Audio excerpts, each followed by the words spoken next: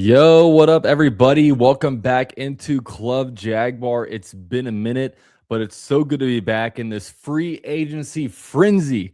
Oh, man, so much Jaguars news and nuggets and just new players to get into. I mean, I can't wait to have a whole hour of Chris Rodriguez talk. But of course, there's other stuff going on. But first, we'll go ahead and bring in Jordan DeLugo. What's up, Jordan? Just enjoying all the skepticism, negativity, all the Brian Thomas Jr. trade talk that really shouldn't be going on, but it is what it is. Fired up to be hanging out with you and our buddy Jason for the next hour. Yeah, I mean, I've had people in my comments section, they've got to be trolls saying, like, yeah, Balky would have done better than this. I'm like, guys, come on. Yeah, Come on. Balky was an offseason champion. I mean, we have Balky all over the roster right now, right? In the dead cap column of the spot track. Yeah. Yeah. I think clearly. Well, we can get Jason in here and we can Yeah. keep talking. Let's get Jason in here. Jason, No, I what's was up, ready bro? just to watch the show. I was good. Like y'all just keep going. I'm good. Like y'all I'm just sorry, keep going. Jason. I completely forgot you were here. No, it's fine. You guys are good at what you do. So just chum it up. Well, it'd be cool to be backstage, right? I mean, Yeah. first-hand seat to this whole thing. Just reading comments. It's fun. It's good. Yeah, but yeah, so it's good, man. I mean, free agency here, obviously, not a lot goes on, but also a lot going on at the same time. Jaguars, we can first start off by, I guess, the first Jaguars free agent signing. The Jaguars signed Montaric Brown. I think it was like a 2-year. What was it? 2-year, 11 million, or was it 2-year? What was the deal? Buster? Yeah, Buster Brown. 3 years, 222, 31.8. That's what it was. Yeah. I don't have my numbers in front of me, but yeah, I guess overall thoughts of the Buster Brown deal being, I guess at the season started today, the outside corner, but I'm sure they'll still continue to look for help in the draft. So what do you think, Jordan? Jason's batting leadoff. I was kind of hoping not to because I don't want to bring some bad energy in right off the Let's rip. hear it, Dude, baby. bring the bad energy. I didn't love it. And I love Montaric Brown. I do. But I get that you're a nickel most of the time and you need 3 corners, but you just paid all that money to the third best corner on your team. Like when you break it down like that, additionally, what eats at me, and again, I'm not a pro scout, and I'm not trying to tell anyone like what's right or wrong, but to me, when I watched Montaric Brown and Jarian Jones play corner for us against the Bills, they weren't good enough. So it's just hard for me to get excited about paying all that money to a guy that I thought wasn't good enough. And I know it's more nuanced than that, but if you want my emotional take and my feelings, that's where I'm at. What do you think, Jordan? Yeah, well, I disagree. You ready for I figured that? that was coming. Ooh, Finally, we get some disagree. disagreements up in here. Yeah, we're no longer in 13-4 mode. That's right. Look, I think if you want to point to a weak link in the cornerback room against the Bills, it was clearly Greg Newsome. There's no question about that. I think Jarian Jones had a difficult time in that game. He's playing the slot though, and you're playing against Khalil Shakir. I mean, with Josh Allen throwing him the football, that's difficult assignment, no doubt about it. But Buster Brown had a good game, in my opinion. I think he had a damn good season overall. Thought he looked really comfortable in this zone defense, both as a cover player and as somebody coming downhill and laying the wood a lot, like on ball carriers, on pass catchers catching the ball in the flat. Coming off of his own assignment and just reading things perfectly and being able to lay people out. You got fans crying about it on the other side of the thing. And so I'm excited. I think $11 million per year, which is really under $11 million per year for a starting corner, for any corner. That's outside of the top 30 cornerback contracts, right? So I think there's levels to the whole contract game. Like, he is not getting paid as a top 30 corner in the NFL. Whereas had you paid Travis Etienne at $13 million, you're talking about paying a top 7 running back. Had you paid Devin Lloyd at $15 million, you're talking about paying a top 5 linebacker, right? So like, it's different levels to this stuff from a positional value standpoint. I think they got great value. I think he's a perfect fit for what they want. He had a hell of a year. And now that he's going to be a legitimate CB2 with Travis Hunter on the other side, Jordan Lewis and Jarian Jones at nickel, I think you're in a damn good spot. Yeah, and I know going into it, I just saw it as like the Jaguars cornerback room going into free agency. When you're talking about the guys that, were gone, I mean, Greg Newsome, going, obviously Montaric Brown was a free agent, even like Christian Braswell. Like, I don't even know who your starting cornerback would have been, like, if we even had enough to roster a cornerback room. But I think been Jarian outside. Yeah, Jarian, that's true. I just not great. Yeah, I mean, I just think of Jarian and Jordan Lewis. I just think of them as interior cornerbacks, right? It's almost like two positions here, the interior and outside. Yeah. Jarian should be a nickel for you in an ideal situation. But he does have the versatility to play outside in a pinch. Yeah. So, you go into it in that way, and I don't know. I think there's a good chance that the Jaguars, I mean, with one of those picks, they got 4 picks on day 2. I mean, I think they're going to be attacking cornerback. I think that's something that they're going to highly covet, and hopefully. Why do you think that? Because, I mean, I'll be honest, I don't think that Montaric Brown is good enough to run with some of these guys. Like, I don't know if I feel comfortable with. Obviously, I love Travis Hunter, but the season started today. Montaric Brown is your cornerback too, and I think he's good. You don't think that's going to be the same way when the season starts? I mean, maybe not day 1, but I think that they're going to draft to try to be able to have somebody maybe later on in the season, kind of like a Caleb Bransaw at safety. I think if you sign a corner to an $11 million contract, you're planning on him starting for the next couple years. Ooh. I mean, here's what I would just maybe challenge you to think about. Like outside the top 30. Okay, well, what was he? Like 31, 32? Yeah, right outside the top 30. Okay, so starting money. In your head, is he the 32nd best corner in the league? So that is a fair point. To me, in this system, yes, absolutely. He performed at that level. I think we'd all agree that in zone, great guy. Like, yes. And like they're going to want to run zone 100%. Yeah. But like 3rd and short, 4th and short, you're not playing zone. You're playing man. And like when you need true. That's not true. Do you watch them? I mean, they line up 3rd and short and they line up 5 yards off the ball. And to their detriment. And I agree. I think 100%. They were just playing. And in that scenario, I'm not nervous about him. I'm nervous about when a team is running deep concept on you. Like short yardage, man-to-man, he's fine. It's when you have to run 30, 40 yards down the field. I'm not against him. I like him. I'm glad he's on the team. Like, I don't want this to get misconstrued as I'm disappointed with Montaric Brown being on the team. Just for me, with that money, I think you could have done something else. And I think you could have probably replaced a cornerback in the draft or found someone else at a marginal difference. I'll say this. I don't think that this precludes you from drafting a corner. Like, you could still draft a corner on day 2 if you really like a guy, right? Their goal is to go into this and not feel pigeonholed in any way at any point in the draft. That's what they want. And to me, that means they go get the best players they see fit. So like at 56, if there's a corner that they think has a 1st round grade in their system, yeah, go for it. But you don't need a corner at any point in the draft, in my opinion. Because I also think Christian Braswell is somebody that they really like. They brought him back intentionally, and they developed him last year. I also think they signed Keith Taylor on Christmas Day off a practice squad, and they decided to bring him back too. They obviously like his game too. So like, there's a group here that I think you can get fired up about. And again, so much of that goes back to Buster Brown being a high quality CB2 in this system, and Travis Hunter being, I think he's already ready to be a top 10 corner.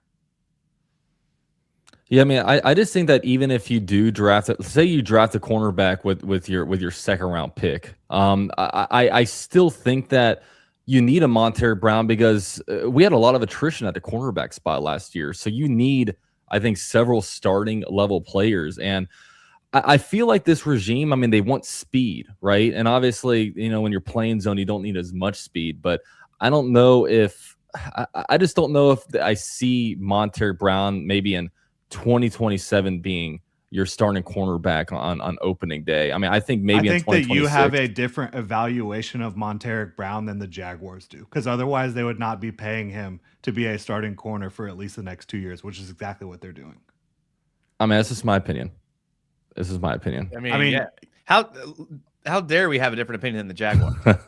I'm not saying that you should have the same opinion as them. I'm saying whether or not you think he's probably good enough to be the starter in 2027, his contract says he is going to be a starter in 2027. Well, because I also think that the Jaguars, I think we got a little bit lucky this year when it comes to like avoiding some of these like really, really good receivers that really take the top off the defense. Like I think like Jackson Smith-Njigba, I mean, obviously he destroys everybody, but when you actually look around the league at some of these top wide receivers, I mean, you got toasted by Jamar Chase, Jackson Smith-Njigba, and we avoided a lot of that, especially down the stretch when we started winning. I just don't. I don't know. I do get. Have you heard worried of about, Travis Hunter? I have, yeah. That's the plan for that. So that is the plan for that. Do you think he's going to follow the best receivers? I think certain weeks they'll absolutely do a lot of that. Yeah. I Interesting. mean, Jordan Lewis and Travis Hunter being on the roster makes me feel fine with it. And maybe we're splitting hairs here. Like I said, I'm not upset with the signing. I just probably wouldn't have done it, I guess is all I'm trying to say. Interesting. I think that's a fair way to think. I mean, if you feel that way, that's totally fine. Because I do think you can absolutely point to the fact that he is not a great athlete relative to the cornerback position. Right. He's not a great athlete, right? So that's fair. And like you're pointed definitely out, limiting yourself a little bit. He's a dog. He's a dog in the physical game. Like when it's coming up the line of scrimmage, defeating blocks, beating the block with physicality, holding the edge of the line of scrimmage. Like great. Like my CB2 needs to be able to cover a fly route, and that's one thing I'm worried about. And I'll say, you should be, and I think their goal is to not allow that to happen very often in straight up one-on-one coverage. And I'll say this to end it with Buster Brown. I think my favorite memory about him was when Tyson Campbell got injured and he was getting his first ever start for the Jaguars against the Saints on Thursday Night Football. Dude, they were targeting him, and he was like doing pretty well, like locking down Chris Olave. Like it was impressive. So I was like, I like this guy. So the Jaguars. I do want to say one more thing about him. Yeah. In the playoff game, big playoff game against the Buffalo Bills this year, he was targeted 5 times in coverage. He allowed 23 total yards, 1 yard of yak. I mean, that's winning football. Yeah. No, it's true. If you're in zone, how do you know he's being targeted? Like that's who at PFF is like, oh, they're in cover 4. The opposite side receiver ran a deep corner. It's if he's the closest. If the way they do it, I believe, is if he's the closest defender. Well, in a zone, that's not always the case. And that's what he's good at. I will tell you this. Based on rewatching that game multiple times, he did not get beat. Okay. Can I leave you with one more nugget on Buster Brown? Let's do it. He was drafted after Gregory Jr. from Wachita Baptist. Yeah, I remember that. 2 cornerbacks in round 7. Hey, if you can hit on half of your 7th round picks, I think you're doing pretty well. So, Greg Brown was a 6th round pick. Oh, was he? I thought they were a pair of 7th rounders. Junior was 6. It was 6 and 7. Oh, damn it. Yep. Okay. So Buster Brown on the Jaguars for the next few years. So yeah, we had to say goodbye to a couple guys. I feel like we're talking about every week on we're gonna extend, we're not gonna extend. So I mean, we kept having this discussion, between Jacoby Myers, Cole Van Lanen, Devin Lloyd, and Travis Etienne. It looks like Devin Lloyd and Travis Etienne both walked. I don't really know how much the Jaguars are really trying to retain them. I think they knew they were going to price themselves out. But Jordan, I guess your overall thoughts of losing both of these guys. I think it's unfortunate, but I don't think they're replaceable in this organization, football team, regime. Look, Devin Lloyd, I was always a Devin Lloyd apologist. I was the one sitting around defending Devin Lloyd, even though he was making some mistakes and all that stuff. And they literally simplified coverage so much for him that he could just play free. He was already good at blitzing, and he was already good against the run. They simplified coverage, and they got it done. when I think about Devin Lloyd and I think about this linebacker position, Foye Oluokun is not brought up nearly enough in this discussion. Like, they still have a great off-ball linebacker in Foye Oluokun. B, I think that Anthony Campanile, everything he has done with linebackers the last 3 years has been like unbelievable. Like, all the linebackers he's been working with have been having career years. There might be something to that. The Jags, I think, said, look, Devin Lloyd, very good player, was awesome for us in 2025. Can we replicate that or get close to that at a cheaper price point? I think that, and that's the bet they're making, and I think that they can. Yeah. Yeah, I mean, I wasn't on the opposite. I was never a Devin Lloyd apologist. I actually was on the opposite spectrum of that. But no doubt what he showed last year was impressive. I think what I've always been saying is it came down to how do those coaches view the other guys in that room. And apparently they like Ventrell Miller. Apparently they like Jack Kaiser, some sort of variation of the two. Interesting sorry to cut you off. Gladstone today said that Kaiser they view more as like the backup for Foye. And that makes sense based on his skill set, I think, a little bit more. Ventrell right now would be the one kind of taking over for Devin. And they were competing throughout training camp and even into week 1 for the starting job. Yeah. Yeah. I mean, they got Gardick back, and in that 4-3 package, Gardick's out there too. I was okay with it. The ETN, I was surprised to see that money come in for ETN. I'm okay with how they backfilled the running back room, which I'm sure we'll get to here in a minute. But linebacker, I'm interested to see what they do. I mean, they got to get one in the draft because, I mean, they're pretty thin. I mean, even if they're top heavy in their opinion, they're thin. Because I don't think McLeod is. I mean, everything he did in college was like edge rusher, right? So I mean, he's an edge rusher. He did have some off ball, but I would say, if anything, he is like a Dennis Gardick backup. Okay, so yeah, I mean, I still think they attack it somewhere in the draft, and yeah, I mean that's scary because I like Ventrell Miller. I'm a big Ventrell Miller guy. I mean, I liked him in college. I liked him every time he sees the field, but he has his limitations that we all know. And he can field punts. He can definitely do that. He can punt Brady the ball Cook out. That's for sure. Who was that quarterback? Brady Cook. Yeah, the legend. Oh man, what do you think, Dalton? Yeah, Devin Lloyd. I mean, it sucks to lose him, but dude, I was really worried about signing him just because I get scared of the 1-year wonder thing. Like for the longest time in his career, we were hoping to get more out of him, and then all of a sudden he explodes this year. Like, I don't know if he'll ever have a better season than he did in 2025, especially when he started off with just that ungodly amount of like interceptions.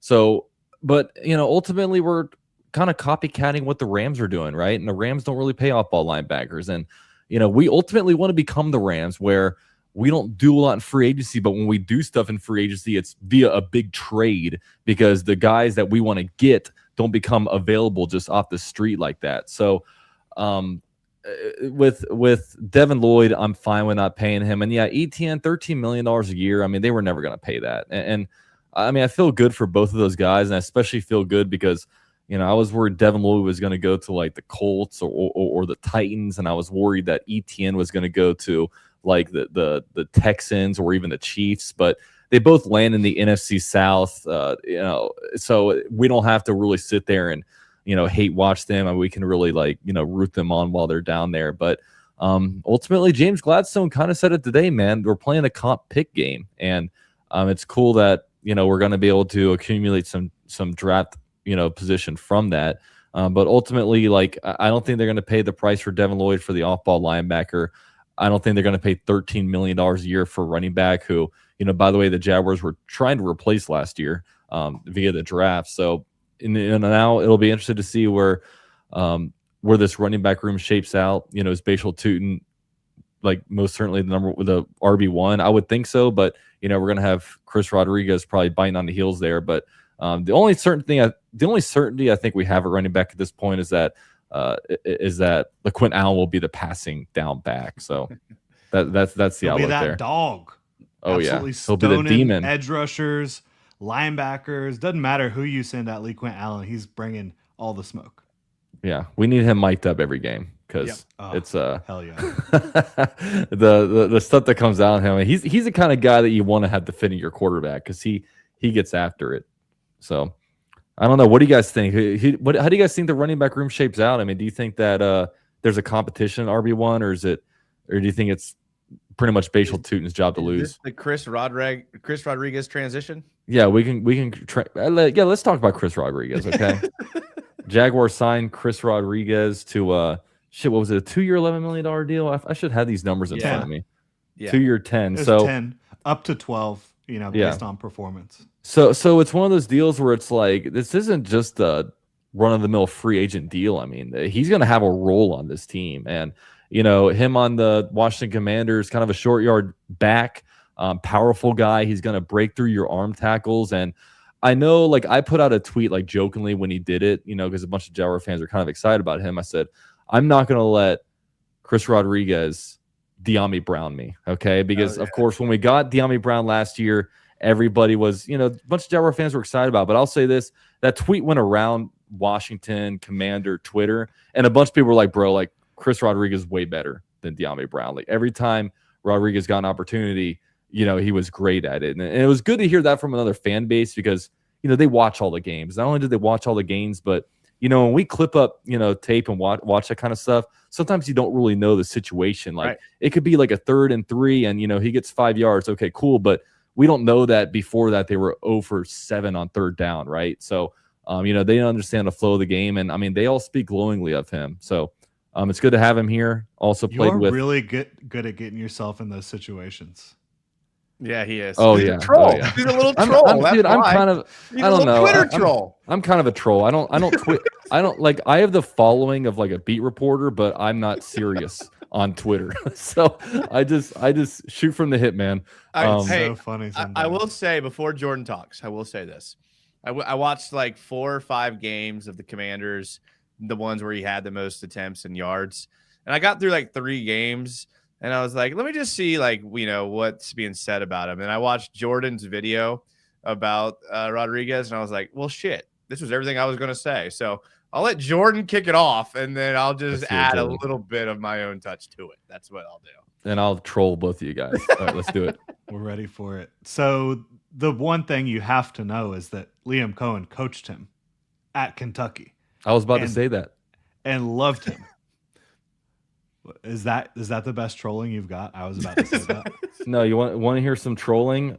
Yes. When he was with Liam Cohen, 1,378 rushing yards, 6.1 yards per carry, 10 rushing touchdowns on the ground. By the way, 13 total touchdowns. Boom. Drop the mic. I like mic it. drop. I like it. Didn't he like beat up the Gators one year too? Oh yeah. I don't like remember exactly, but I remember like Rodriguez like doing like killing us one year, I think. Yeah, so Ray Davis did too for Kentucky and for Vanderbilt, so that's awesome. Yeah. He's like, I'm just going to take a tour of the SEC and beat the crap out of the Gators everywhere I go. Chris Rodriguez, I actually really liked him coming out of the draft. It's fun to be able to look at some of these guys and think about how you evaluated them, and now they wind up in Jacksonville. But yeah, he brings an element to the Jaguars that they did not have last year, which is a tough in between the tackles runner that has good pace, as James Gladstone put it, to the line of scrimmage, and good vision.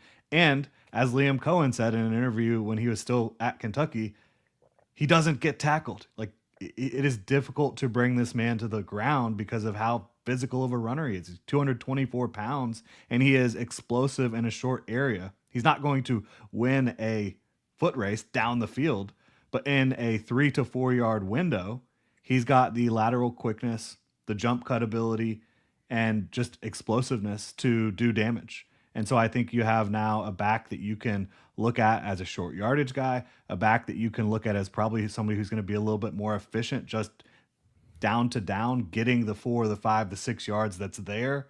And I also think you have someone, just by the numbers, rush yards over expected, one of the top backs in the league, and yards after contact, one of the top backs in the league. So it's a compliment to what you have now, versus Etienne and Tutin being a little samey. Dalton, you go ahead, because I'm just going to sprinkle a little seasoning on that, and then I want to ask a question to y'all about him.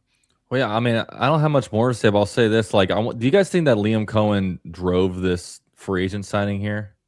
Or like is he's like, No okay, way. like is like, James, I know you're not gonna sign anybody, but my buddy just lost his job up in Washington. Can you get my buddy in here? And he was No, supposed to, I think they he's got should good value.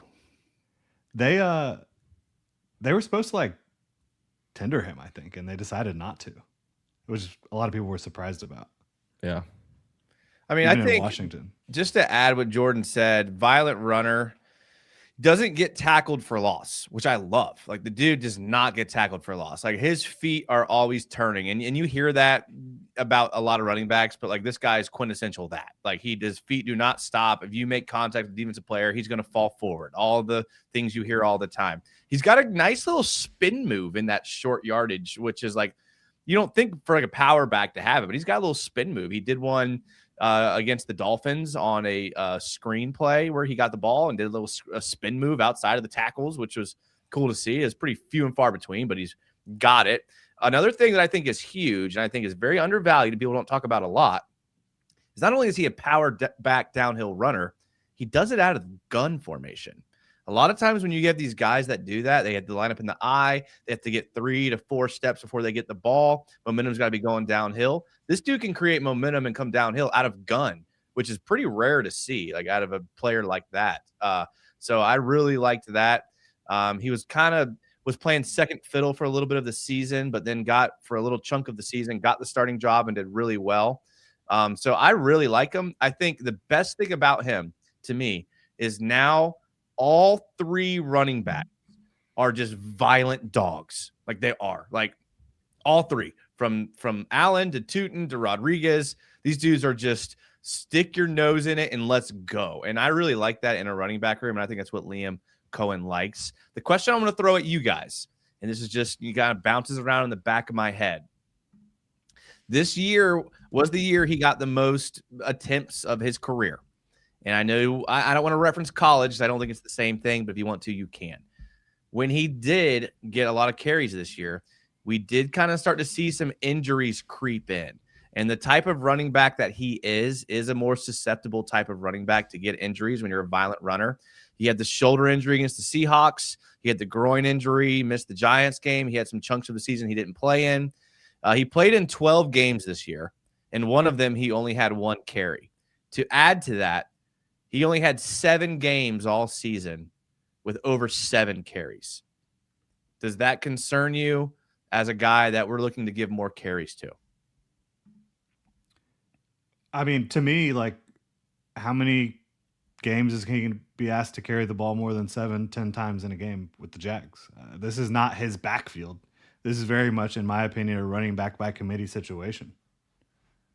Yeah. And does he has an injury history, or was it more of just a last year thing? Well, he never really played, so he couldn't really get injured. But the year last year was his 3rd year, so yeah. And I mean, years. I mean, sometimes players just have years where, I mean, like Trayvon Walker, for example, he's not an oft injured guy, but last year he was just dealing with some stuff. So hopefully he has an off season recover and, gets under the right sports training program that the Jaguars have, sports nutrition, all that. And, he's not injured at all this year. So I don't know if that really concerns me too much. Like, I think, we have roles here. Like, I think, Bashal Tootin will get your double-digit touches. Then, he'll be your change of pace guy, also short yardage guy. Then obviously LaQuint Allen in here on passing down. So, I think it's a pretty clear division of labor. Now I just wonder, like, do you guys think we're all set at running back? Like, do you think that the Jaguars make any high investment at running back, or do you think we're going to run it with these 3 and push? I think it would have to be like a perfect player. Like, they love this guy in the draft and he just falls to them. And so they're like, we're going to take him. But even then, like, what is the path to a roster spot for a drafted running back? Yeah, I don't see a situation where outside of an early camp injury where another guy cracks the top 3 just because they all fit the job really well. And really, another thing about Rodriguez I didn't add is, like, he's and Jordan talked about it on his video, and you could see it on film, is he's a decent pass protector, and specifically chipping those D ends because of his size and strength. There was times he would chip the D end, and you could visibly see the D end like take a blow and be like, oh my, like was not expecting that. So for a team that wants to throw the ball a lot, having a guy like him that can just deal a rib shot to a D end, I think is really valuable. Interesting. Yeah, I mean, I'm just trying to figure out, like, as we get through free agency, like what position group we can almost like check off, like running back room complete, right? I don't know if you can say that about many positions. I mean, I haven't dug too deep into like the safety spot right now, but I feel like, yeah, I mean, it almost feels like running back check, safety check in a way, and I think you got question marks at quarterback. Quarterback. I mean, Kyler Murray. We can't run a 2-quarterback system anymore, I'm waiting for it. The flag football offense. I'm waiting for it. I mean, he's gone, so we can't beat Chris Leak and Tim Tebow this year. But it's too bad. maybe that's an Orlando thing. When they come to Orlando, we'll deploy that system. But is Nick Mullins is still the backup right now, right? He's still he signed a 2-year deal. Yeah. Yep. So, interesting there. So I don't know. I guess he's here to stay. I don't really mind. Just stay healthy, Trevor. Just stay healthy.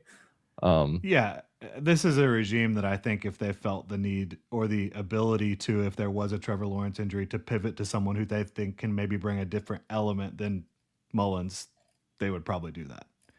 You saw the Vikings do that with Nick Mullins as their backup quarterback. They still went out and got other guys when they had injuries. So hopefully you don't have to go down that road, but I think that that's something they would certainly consider.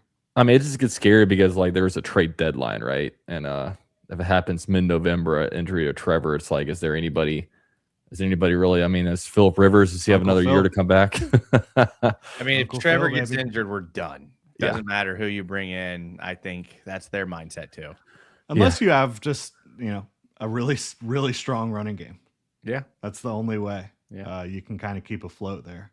Or unless you would have traded for Shedeur Sanders. Then we're cooking. But, For who? Shedeur Sanders. Remember, he was the key to fixing our team last year. Yeah. And then we figured it out, so it was fine. All joking aside, I would like to see a better backup quarterback. Like me too. I wouldn't mind if they draft somebody that they like. Yeah, I thought about that the other day. I think I think they should. Yeah, I wouldn't mind it either. I mean, the Rams have done that. It didn't work out with Stetson Bennett, but they have done that. The Rams also brought in Baker Mayfield for like the playoffs. Well, that was because of injury. Yeah, I'm just saying. Yeah. So didn't he just come in and like play a game and like did he stay on the whole season? I don't even remember.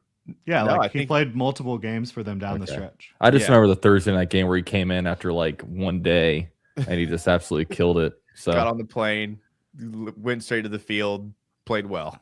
Yeah, I mean that stretch is what got him the job in Tampa. Yeah, it's true. Yeah, no, it was good stuff. So one thing we did learn, I don't know if we learned it, but like I think the most annoying narrative all week was like, oh, per Diner Orsini, per this person, Jaguars are actively trying to move Brian Thomas Jr. Then like Adam Schefter would be like, no, they're not. And then another guy would come out and be like, oh, the Giants and Jets are interested. And then like, and then finally, like James Gladstone said today, like, we're not really seeing that many calls. We haven't gotten an offer. We're not trading him. I mean, he's kind of pivotal to where we want to be on offense, especially when you look at the passing attack at the end of the year. And there were even reports out there that like, he dodged the question. I think I saw one tweet say it's like, so yeah, Brian Thomas Jr., Jacksonville Jaguar in 2026. What do you think, Jason?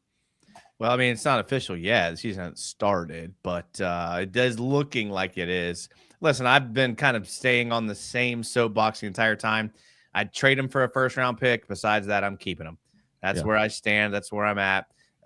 He is valuable, although his targets have gone down. And down the stretch when we were trying to win, we didn't use him as much. He has a lot of value, especially when you factor in his contract. So outside of a first-round pick, I want to keep him. Yeah. What do you think, Jordan? 100%. Like, this is what James Gladstone said. We haven't received any trade offers for Brian Thomas Jr. There hasn't been a ton of dialogue around that from team checks, is simply because it seems like I know the word reputable came up earlier. I don't think there's been any reputable statement. We don't have any real action on any of those fronts. I think you think back to where we landed at the end of the season, where our passing attack was. We have no interest in disrupting the momentum. We look forward to continuing to build off where we left things and know that Brian Thomas is a big piece to that puzzle, and we don't want to make sure that gets disrupted at any time. They're very much in on what they have in the wide receiver room, and they should be, because at the very least, Brian Thomas Jr. opens up things for everyone else on this offense and for the running game. Yeah. I mean, I can't, at the very least. I can't agree more. And I'm hoping that he can, I'm just hoping that whatever happened in 2025, he can help improve on it and he can come out there and be his 2024 self. But even so, like, even if he's just a guy who gets 3 to 4 targets, I mean, he still has a big role in the Jaguars. And like, he had some really tough and clutch catches down the stretch, because I mean, if you look at our wide receiver group, I mean, you know, Parker Washington, Jacoby Myers are awesome, and I probably trust them more in a lot of spots, but neither of them have the upside that a Brian Thomas Jr. has. And right now, I mean, it's just a versatile piece that you have there. So hopefully he figures it out. I'm not going to make any bets on whether or not he does, but as Jaguar fans, we all absolutely hope the best for him, because the better Brian Thomas Jr. is, the better our team is. And hell, like, if he all of a sudden turns into his 2024 self, I mean, the sky, I mean, as we all know, the sky's the limit for this offense. We saw this offense hit some crazy, crazy highs, even without Brian Thomas Jr. playing at the best of his game. I guess a question for that would be, like, obvious, because, like, I was going to ask you guys this, and then 321 Thatch put it in the chat. One of the big value points that Brian Thomas Jr. has is that the number one corners were covering him even when he wasn't producing, because you can't let Brian Thomas Jr. beat you deep down the field for chunk yardage.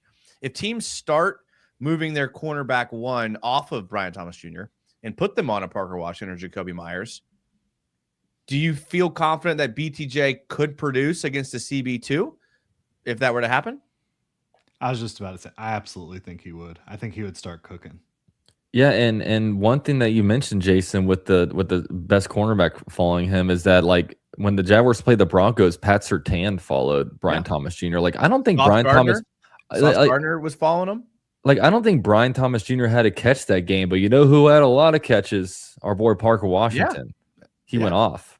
And that's part of the other thing. Like, even if it's not BTJ going off, if he's going up against the CB2, you still have Parker Washington and Britton Strange. And I imagine, you know, we probably need to talk about what are their needs now. Like, what are they going to address in the draft? I think tight end is a clear circle that, like, that is a position I think they're going to target in the draft. Yeah. Yeah. I think definitely tight end. I think you always need more offensive linemen. You always throw picks there. Offensive linemen, defensive linemen. I don't think you can ever really stop drafting those guys. And I think just more defense. I mean, linebacker, I think you need defensive tackle and defensive end. You know, even cornerback, I think you need to add to the group. Obviously, linebacker, I mean, I don't know how comfortable I feel with, like, a Ventrell Miller at this point. And even I think Ventrell Miller, I think that he's entering this very quietly entering a contract year, isn't he? Yeah. So he'll have another contract year. He'll have 7 interceptions this year. I hope. Yeah. And he'll go to the Bucks. I mean, speaking of the Bucks and tight ends, I was praying that Cade Otton would end up here. I mean, I thought that would have been a great fit, but he got $10 million a year. I mean, so what do you? Go ahead. No, I was just gonna say, what do you guys think are some big draft needs now that the Jaguars made a huge, whopping one move at free agency? Tight end, 3 tech, off-ball linebacker, edge. Those are the big ones for me.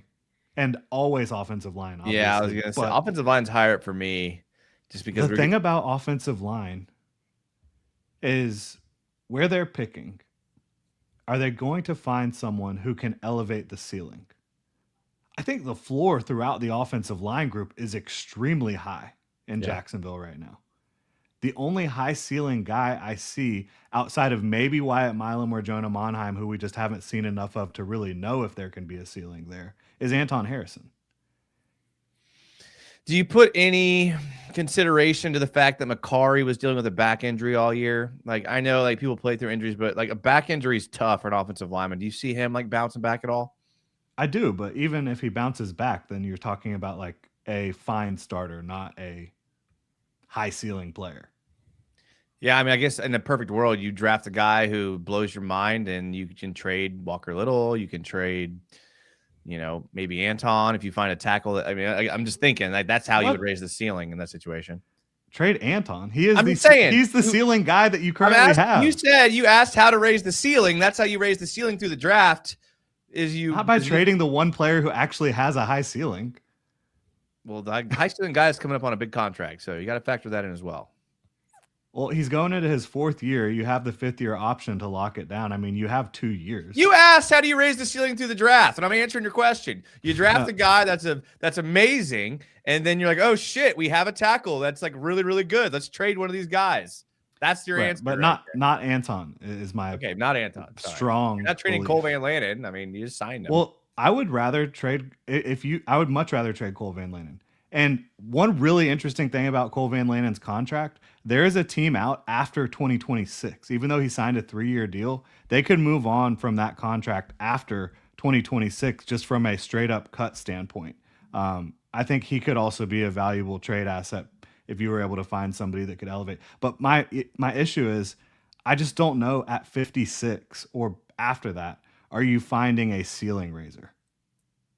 I think you'd find someone who can come in and be better than Chuma Edoga.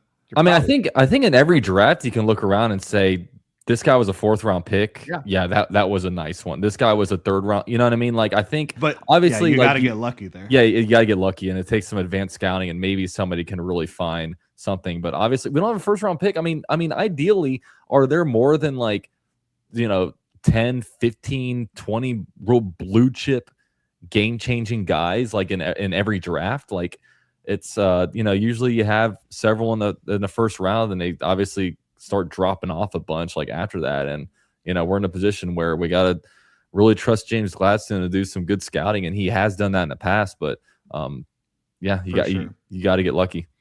Cole Van Lanen 2027, after the 2026 season, if they just cut him pre-June 1 normal cut, they save $7.85 million against the cap.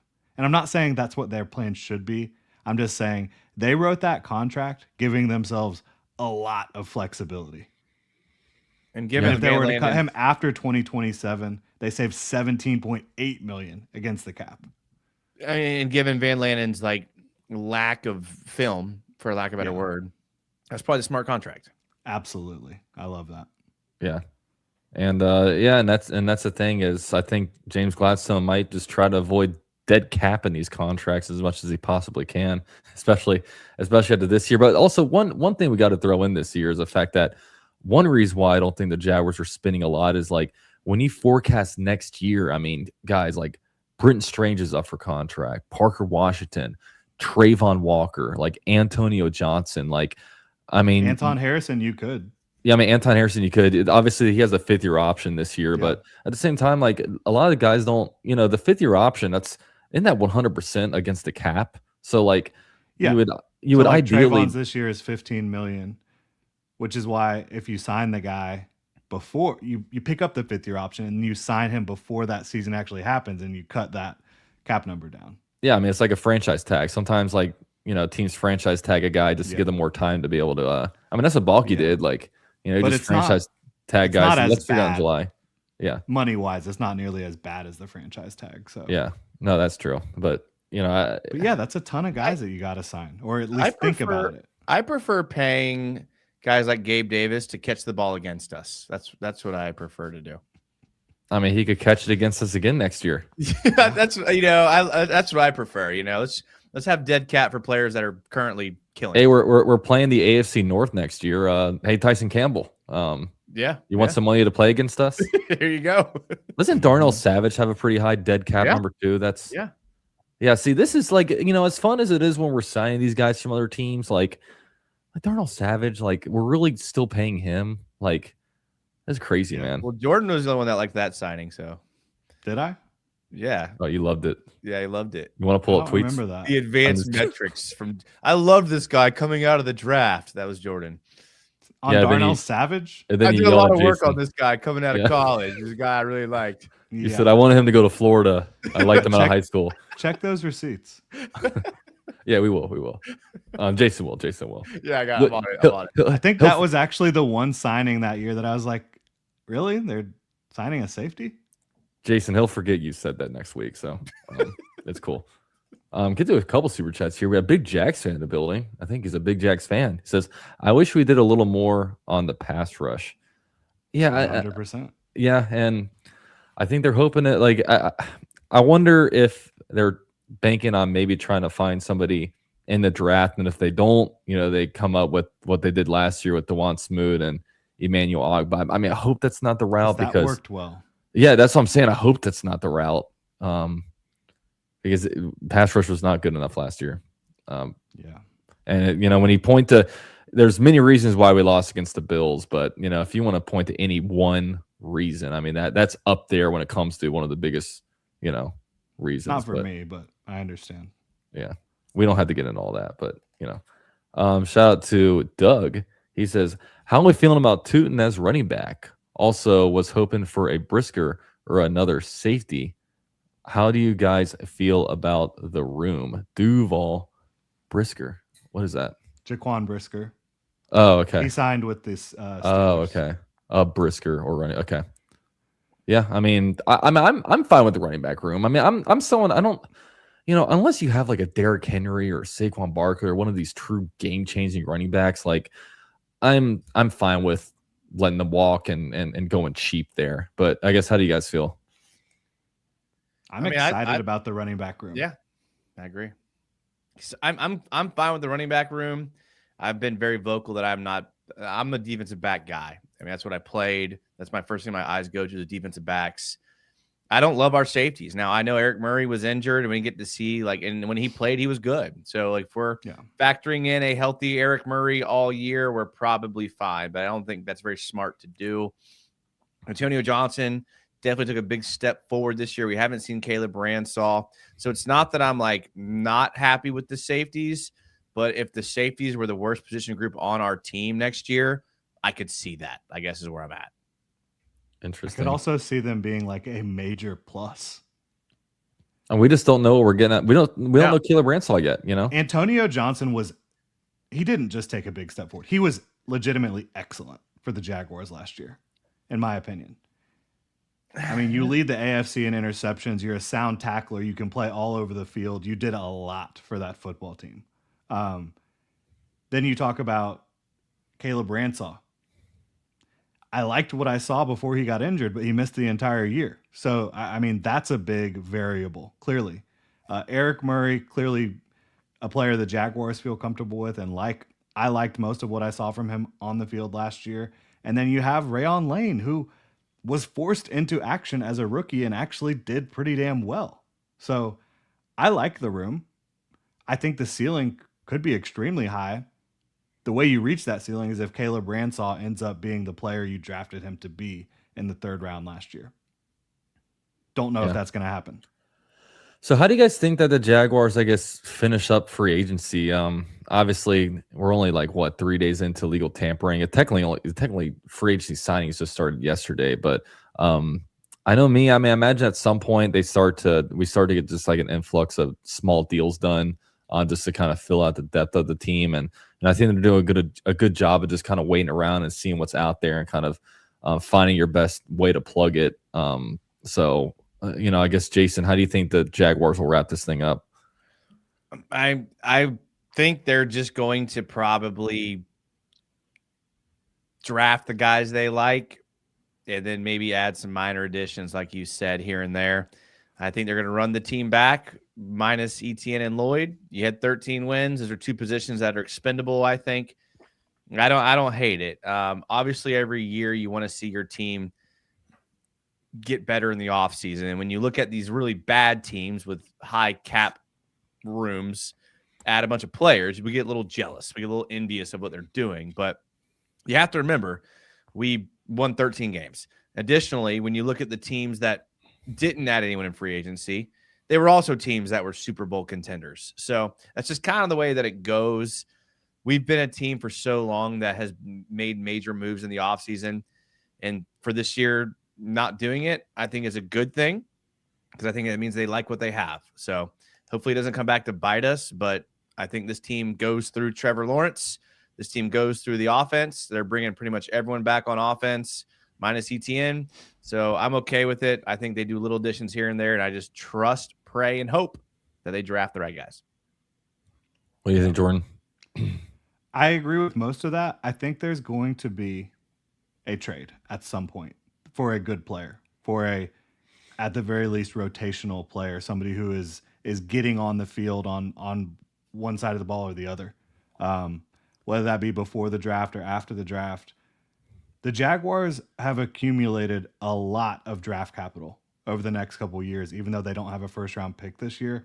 They still have 4 picks on day 2 and 5 picks in between 56 and 124. I would not be surprised to see one of those picks moved for a player.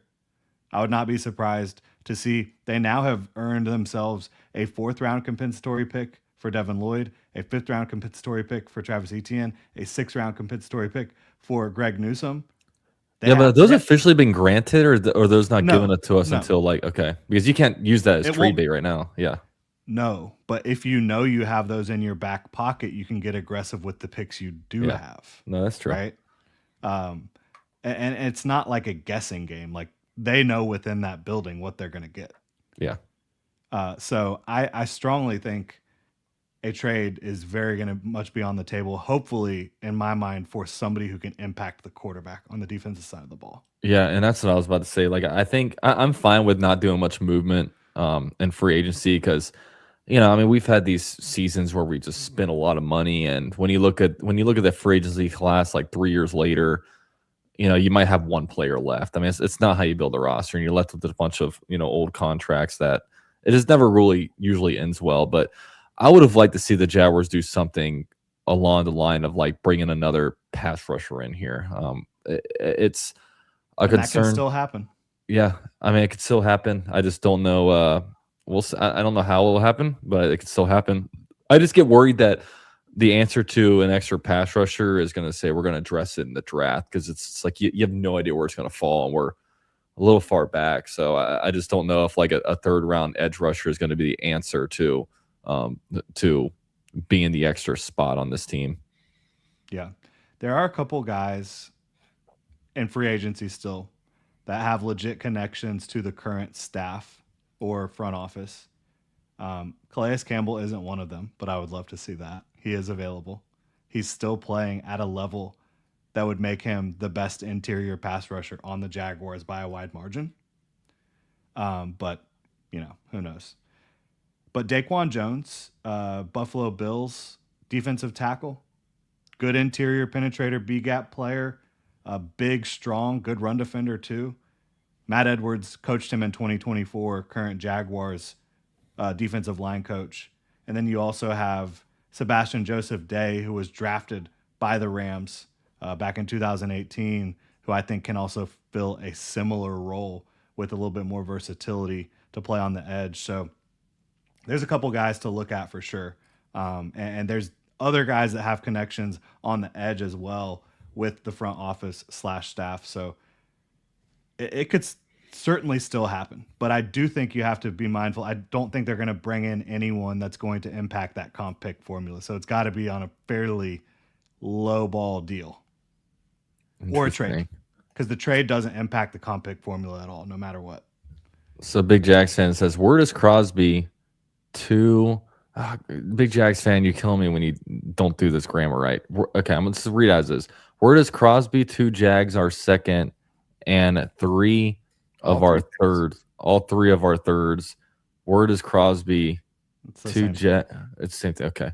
All right. Same thing back to back. So, yeah, I think the Jaguars do work on it, figure it out. But, when you don't have first and it takes just like multiple day 2 into day 3 and I don't know. Like, where is that word coming from?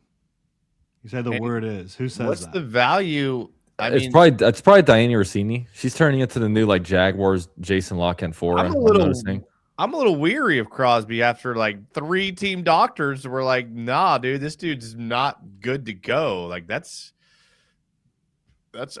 I doubt the Ravens were just trying to screw the Raiders. They probably had good intel that it was not worth the picks, or they wouldn't have pulled out of a guy like of his caliber. So I don't know if I want to give up a bunch of picks for him either.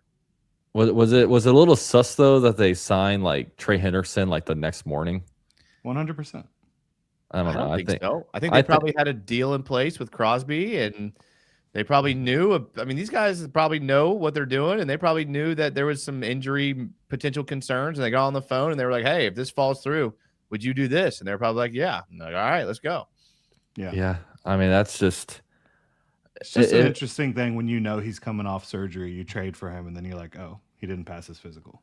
I mean, you got to know, like, there's probably like, I mean, I think like there's this certain level of like professionality amongst the NFL, and if it truly was something where it was like, you know, they were just doing it because they saw Trey Hendrickson open and maybe it wasn't as expensive as they thought it was going to be. It's just to me, and I'm not gonna. It's just a little sus to me. I'll say that it's just a little sus the way it all went down. But yeah, Social Alki said it's possible that Strigo and Green will improve. Absolutely. Would love to see them improve. Liked what I saw from them in their rookie years. Competition, though. I want more competition with them. Yeah, I do too. I do too. How about the Titans' new uniforms? I saw them. They actually look kind of nice. It's still F the Titans, but they look nice. I hate that. They look pretty good. They look pretty good. I like the new logo. I like everything. It's no longer the flaming thumbtack, which is good. It's nice. It's nice. I'll say that. But I still hate them. I'm very disappointed. Yeah. Do you want them to be bad? Yeah. You know, is that the ultimate fumble this year by our regime? Is that we're going to run back to Microsoft Paints another year? Yeah. Are they just going to like wait till the stadium opens? I mean, that's what it sounded like. It sounded like that at this point. I just, dude, I can't look at those white uniforms anymore. No, let's do it when we go to Orlando. Let's do them then. I mean, we could just rock Magic basketball, like, you know, do Magic football uniforms. Yeah, that'd be kind of cool. Yeah, maybe try a spotted helmet for a year. Jaguar spotted helmet, two-tone helmet. You know, we can't talk too much about uniforms, okay? Because Jason will go on his channel and talk shit about it. So, yeah, we can't. Don't get uniform guy. We'll get off the. Yeah, he went on his channel and just like berated us. Jordan just went off about how he doesn't care about uniforms. He could care less. I don't care about uniforms at all. I love uniforms. Yeah, clearly, with that Bortles jersey hanging in the back. Okay, first of all, that's disrespect. That is disrespect. I wish that we had a 28. Is that Rodriguez? Who's it? Yeah. Well, I do wish that we had a just like a game or two where Blake Bortles could have been wearing the Prowler. That would be nice. Honestly, I wish we could have seen Blake Bortles start another game for another franchise. You know, I mean, it would have just been cool to see Blake Bortles just out there bortling, you know. Did he play for the Rams? I mean, he played, but he never started. No, he never started, though. He never got a single start. He came in on weird packages for the Rams. It was like weird. Two-quarterback system. I can distinctly visualize him in the Rams throwbacks. Yeah. We never got that for the Jags. Yeah. Like the blue one with the yellow stripe, yellow like and he's horn bald. Stripe. Yeah. Bald Blake Bortles. Yeah. But here's the big question. Will we ever see Trevor Lawrence in a two-tone helmet? I hope so. I pray every day. Maybe like how we did the black ones that had the teal little flecks in them. Yeah. Didn't we do the white helmet? That wasn't bad. We did the white helmet. Yeah, but Mac Jones is rocking it. I don't know. That white helmet was weird. I don't know. We should just do like NFL should do a week where you do throwback uniforms, but it's your most worst uniform, like your shittiest uniform. Like the Buccaneers can wear their alarm clock ones, and we don't have Bortles in the Prowler, but we have Bortles in the orange mustard. So I think we're good. Yeah, all is good over there. Our big Jags fan with one last one. With good English says, well, we can officially call the Titans the Tennessee Toddlers now. They look like crap. Toddlers now look like crap. I think they look nice, but you know what? They look a lot better. Big Jags fan is Oilers. It's the Oilers jerseys. Just big Jag. It's similar for sure. Big Jags fan is big on the AFC South roundtable, so you know he's all about talking smack about the AFC South. Which, by the way, AFC South, lots of action over there. I mean, Titans have been very busy. Texans shoring up that offensive line, and it sounds like the Colts have their quarterback. He may not have an Achilles, but he's got $50 million. What you got? Colts got worse. Yeah. They got rid of Pittman, and they got rid of their starting right tackle. I mean, could you argue that we got worse too? Yeah, you could make that argument. Jordan, they probably win the Super Bowl. Oh man, I forgot they got Arden Key to the Yeah, city. what are we doing here? Keys to Oh, Indianapolis. That's it. Oh, they did get Arden Key. Yeah, Yeah, he but just needs to hit Houston and he'll be good to go. yeah, but Gus Bradley is in Tennessee now, so everything He is needs to even. hit The Houston, whole too. AFC South getting better. Yeah, We I looked need it up. Gus Bradley to be coaching Arden Key in Houston in 2 years. According to Grok, Gus Bradley is the only coach to have been a head coach or a coordinator for 3 different teams in a division. Hey, Carter Grok is Bradley. right? Wasn't Carter Bradley on our practice squad? Yeah, he Still? was. Well, he's Yeah. still on a reserve / future Yeah. contract, so he's Dude, still it's with us. crazy. He looks like Gus Bradley with hair. It's kind of funny. Hey, guess what? I coached Carter Bradley. Oh yeah. Yeah, Wow. good player. Good player. I mean, that's a They great way to like end the him a show. lot. I will Yeah. definitely say He that. grew a lot his senior year. He got really tall his senior year. Yeah, interesting. And it was his dad. His dad was coaching the Jags by then, right? Yeah. Or he was Yep. actively. Mhm. Nice. Well, there we go. Well, I guess that's the show, man. Good stuff, everybody. Jordan, I imagine you got a video popping up tomorrow morning. Tell us about it. Mock draft Friday. We do that every Friday. Have some fun. Try to bring up some different ideas. Little preview. Tomorrow is going to be a different pick at 56, a different position. Ooh. A position we didn't even talk about tonight. Ooh. Fullback. Fullback. Fullback at 56. We're bringing it back. Bringing back 22 personnel. Let's go. Wow. But yeah, mock draft. And Quarterback. then I'm going to look at edge players that have, maybe a potential connection that are still free agents to the Jags. All right.